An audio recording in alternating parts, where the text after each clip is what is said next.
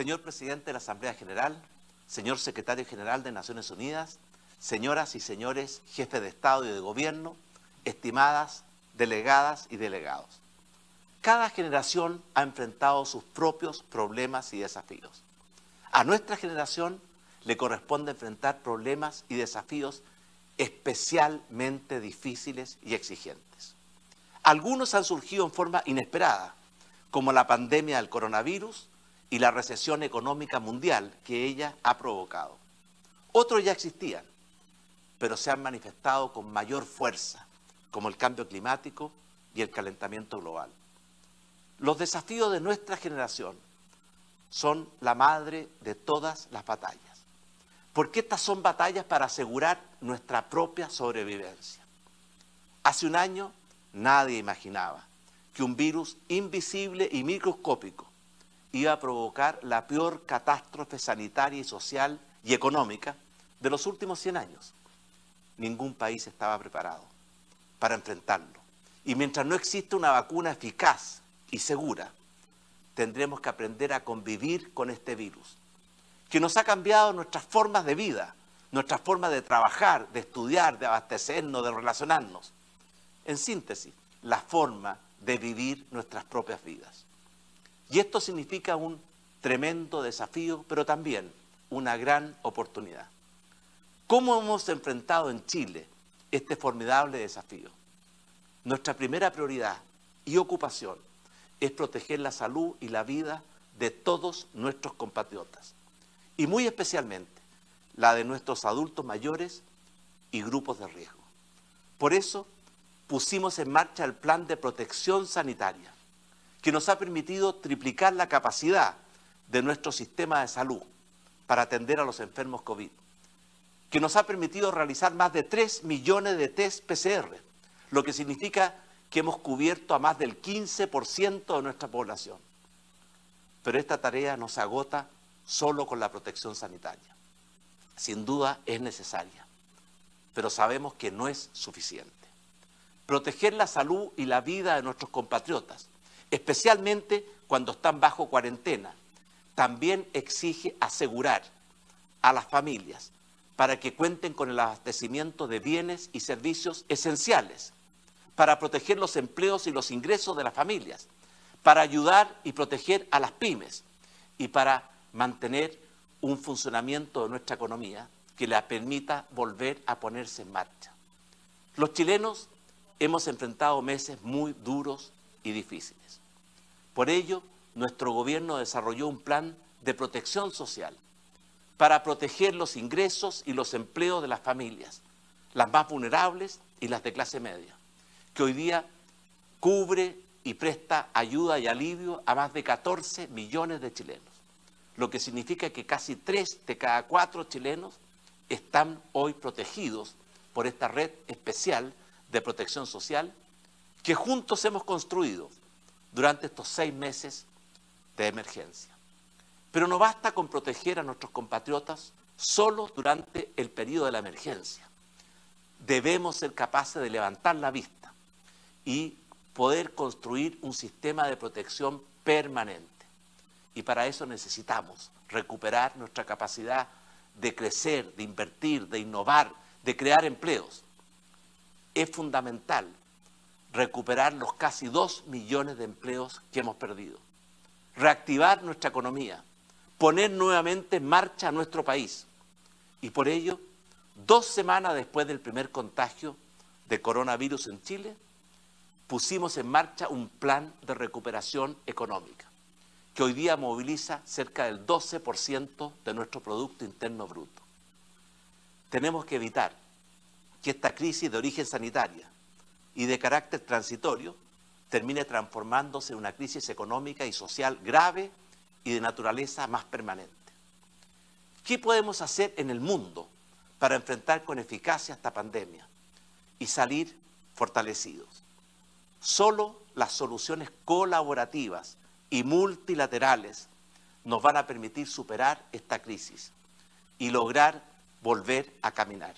Esta pandemia, que no reconoce ni respeta fronteras, ni nacionalidades, ni etnias, nos ha mostrado la necesidad de fortalecer la colaboración y la gobernanza internacional. Y también ha puesto en evidencia la enorme interdependencia de la comunidad internacional. En estos tiempos de crisis es cuando más necesitamos liderazgos y colaboración entre todos los países. Las grandes potencias, en lugar de confrontarse permanentemente en el terreno económico y en el terreno sanitario, debieran liderar la lucha contra esta pandemia y la lucha para salir de esta recesión mundial y no generar el gran y preocupante vacío de liderazgo que observamos hoy. En materia sanitaria, esto incluye compartir diagnósticos y conocimientos, coordinar los cierres y apertura de nuestras fronteras, unir nuestras fuerzas para el desarrollo y lograr tener pronto una vacuna eficaz y segura. Y poder también colaborar en forma especial con los países más vulnerables. La guerra comercial que hemos conocido ha significado estancamiento del comercio y de las inversiones internacionales. Ha producido un debilitamiento del libre comercio. Ha generado focos de proteccionismo y bloqueo de la Organización Mundial del Comercio. Y para promover el libre comercio, la integración, para combatir el proteccionismo, eliminar las barreras no arancelarias, para armonizar regulaciones y reglas y para impedir y sancionar conductas unilaterales que son contrarias al orden internacional, necesitamos reconstruir un orden económico multilateral con instituciones respetadas por todos y basadas en reglas conocidas por todos. Además, debemos unirnos para evitar que esta pandemia y esta recesión mundial fortalezcan los autoritarismos, los populismos que han intentado aprovecharse de esta crisis. No podemos sacrificar las libertades que con tanto sacrificio hemos conquistado, porque ello significaría un enorme riesgo para la democracia, la libertad y el desarrollo de nuestros países. ¿Qué aprendizaje y oportunidades nos ha dejado esta pandemia? Muchos. Primero, aprender a ser más humildes, porque a pesar de todos los avances científicos y tecnológicos, este virus nos ha enseñado la vulnerabilidad, la precariedad de la vida humana y de nuestras sociedades. Segundo, tenemos que aprender a escuchar más y mejor la voz de la ciencia, de las autoridades locales y de la sociedad civil, y estar siempre dispuestos a enmendar el rumbo cuando la evidencia lo haga necesario.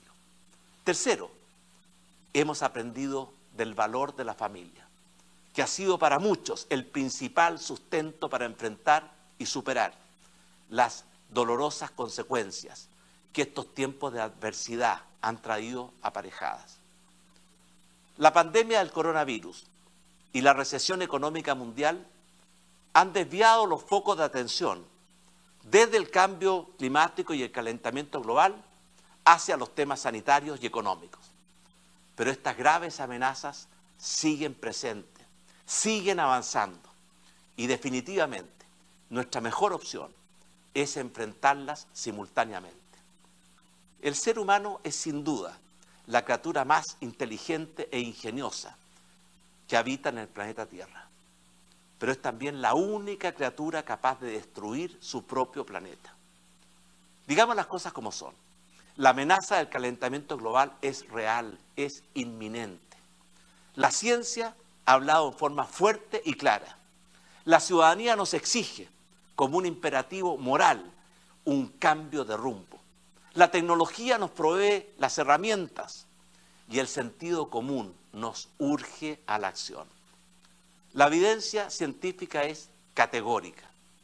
La concentración de gases de efecto invernadero y la temperatura promedio actual del planeta son las más altas de los últimos 800.000 años.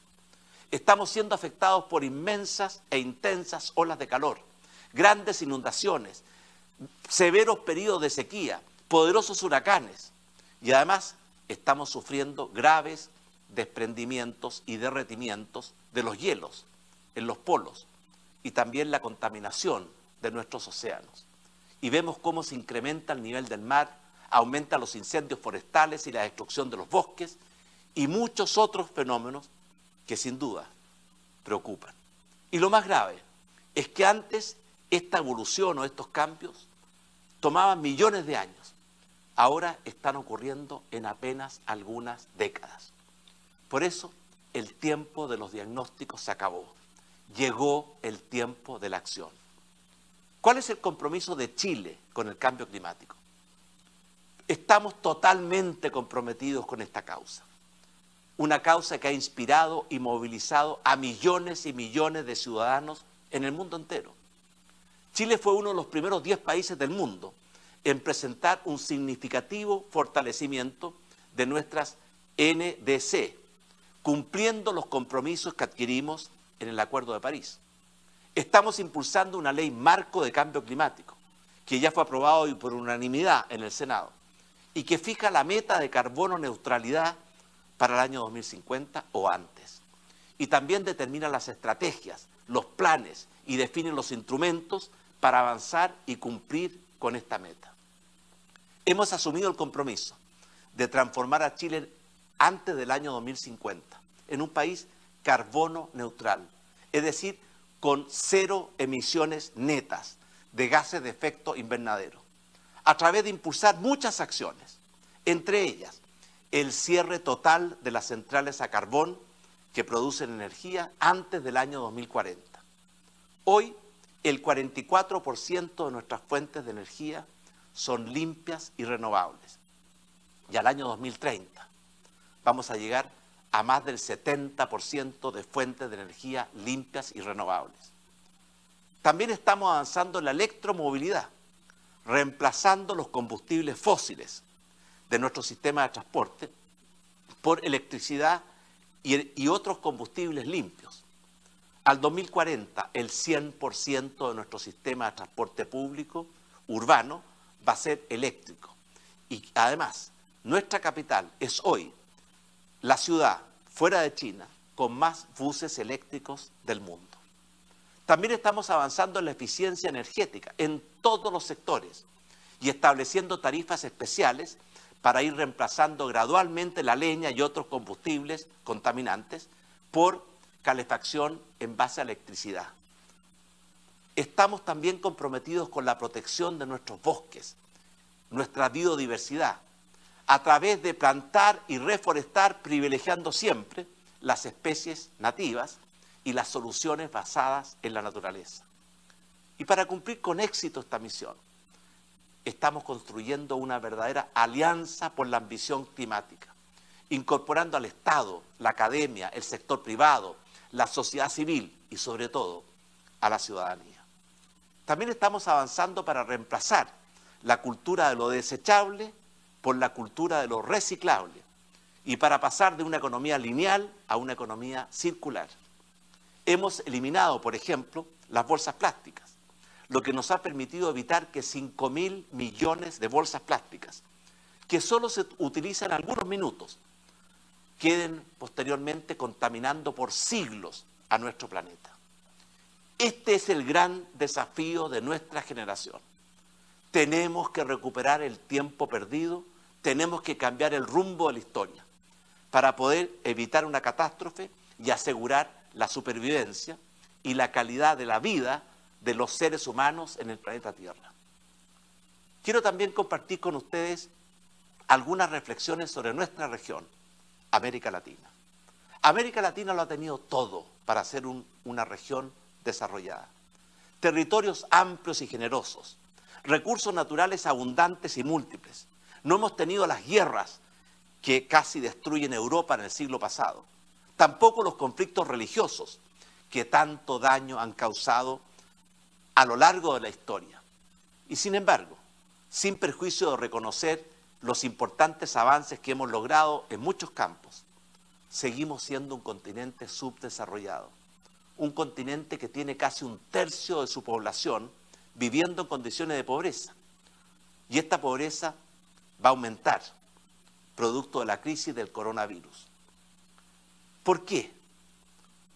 Porque no hemos sido capaces de aprovechar en plenitud los talentos y las oportunidades de nuestros pueblos. porque no hemos logrado avanzar hacia una verdadera integración regional y también porque estamos atrasados en nuestra plena incorporación al mundo de la revolución tecnológica y digital, a la sociedad del conocimiento y la información.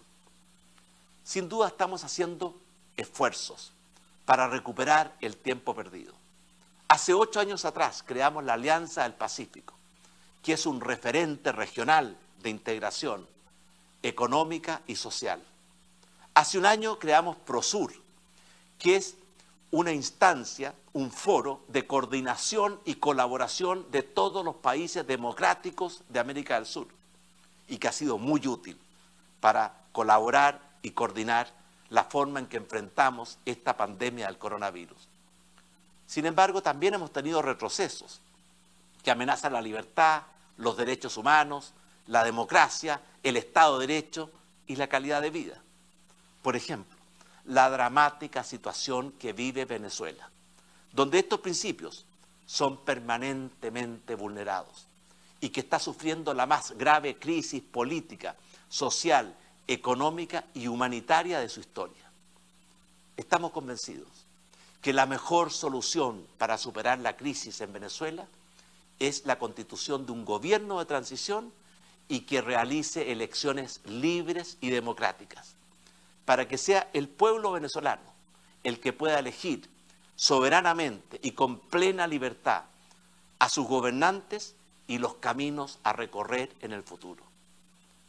Por otra parte, el mundo entero está siendo amenazado por el populismo y por olas de irresponsabilidad, que son las que proponen siempre el camino fácil, el camino de los derechos sin deberes, el camino de los logros sin esfuerzo, el camino del progreso sin trabajo, el camino de la reivindicación de los derechos propios sin respetar los derechos de los demás. En último término, el camino de las promesas de soluciones fáciles a problemas difíciles.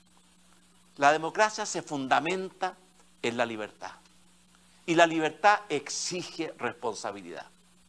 Esta libertad y responsabilidad son especialmente necesarias en estos tiempos de crisis que estamos viviendo, porque las crisis muchas veces se transforman en un caldo de cultivo para el surgimiento del populismo y de la irresponsabilidad.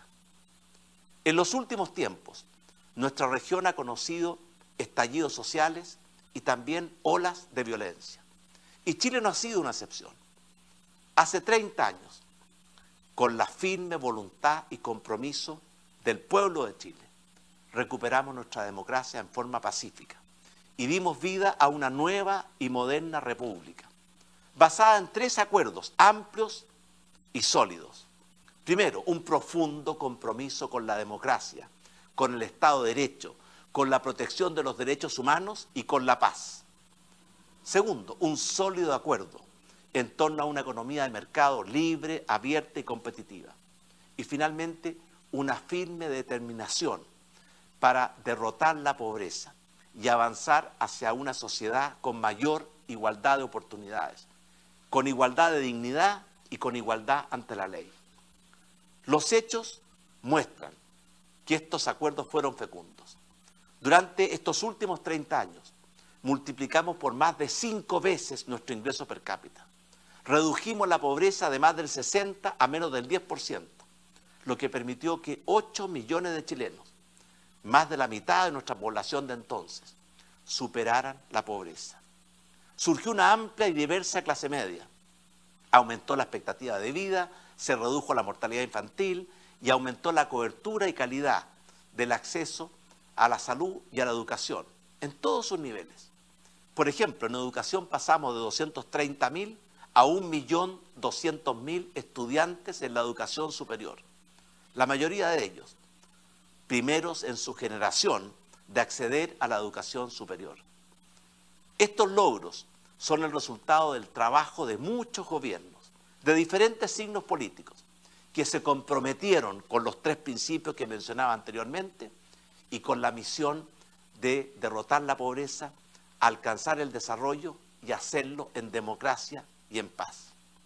Sin embargo, durante estos últimos 30 años, no supimos aprovechar con suficiente fuerza las capacidades del crecimiento y del desarrollo para reducir con más voluntad y velocidad las desigualdades excesivas, para frenar abusos, para avanzar hacia una mayor igualdad de oportunidades, para dar servicios de mayor calidad en áreas tan importantes como la educación, la previsión o la salud. Y así, a fines del año pasado, surgieron en Chile y también en muchos otros países de nuestra región y del mundo importantes movimientos sociales. En Chile, ciudadanos de todas las edades, de todos los sectores, salieron a las calles a demandar mejores pensiones, mejor salud, mejor educación. Y también menores desigualdades, mejor calidad y menor costo de los servicios públicos, mayor igualdad ante la ley y mejor control de conductas abusivas. Todas estas demandas, a pesar del progreso anterior, se venían acumulando desde hacía muchas décadas. El gobierno escuchó con atención, con sensibilidad y con un sentido de urgencia estas demandas y puso rápidamente en marcha una nueva agenda social para hacerse cargo y avanzar en la solución a estas demandas. Lamentablemente, y aprovechándose de estas manifestaciones, grupos minoritarios provocaron en nuestro país una enorme explosión de violencia, con incendios, disturbios, destrucción y delincuencia, que no respetaron a nada ni a nadie y que causaron un grave daño al cuerpo y alma de Chile. En democracia no podemos tolerar ninguna forma de violencia, de cualquier naturaleza, física o a través de redes sociales. La violencia y las amenazas y la intolerancia son incompatibles con una sociedad democrática que quiere vivir en paz y que debe fundarse siempre en el respeto, el diálogo y la solución pacífica de las controversias. Durante estos meses difíciles y violentos, mientras ejercíamos nuestro deber de restaurar el orden público y resguardar la seguridad ciudadana, para lo cual recurrimos a estados de excepción que están contemplados en nuestra Constitución, nuestro gobierno tomó todas las medidas y todas las precauciones posibles y necesarias para garantizar el respeto de los derechos humanos de todos nuestros compatriotas. Aplicamos normas estrictas para regular el uso de la fuerza por parte de las policías, en plena concordancia con las normas internacionales en materia de derechos humanos. Adoptamos una política de plena transparencia frente a la ciudadanía en materia de información relacionada con derechos humanos. Reforzamos el sistema de defensores públicos. Concedimos a nuestro Instituto Nacional de Derechos Humanos y a nuestra Defensoría de la Niñez apoyo logístico y acceso pleno a todas las instalaciones policiales, hospitalarias, penitenciarias y todas las que fueron solicitadas, para poder apoyar y facilitar su importante tarea de protección de los derechos humanos, que lo hacen en forma autónoma. Invitamos al Alto Comisionado de las Naciones Unidas para los Derechos Humanos y a la Comisión Interamericana de Derechos Humanos que vinieran a nuestro país para observar en el terreno lo que estaba ocurriendo.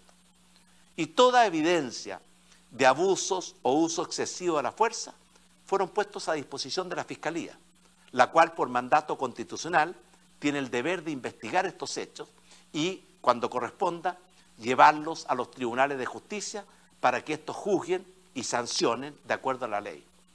Eso es lo que corresponde en una democracia y en un Estado de Derecho.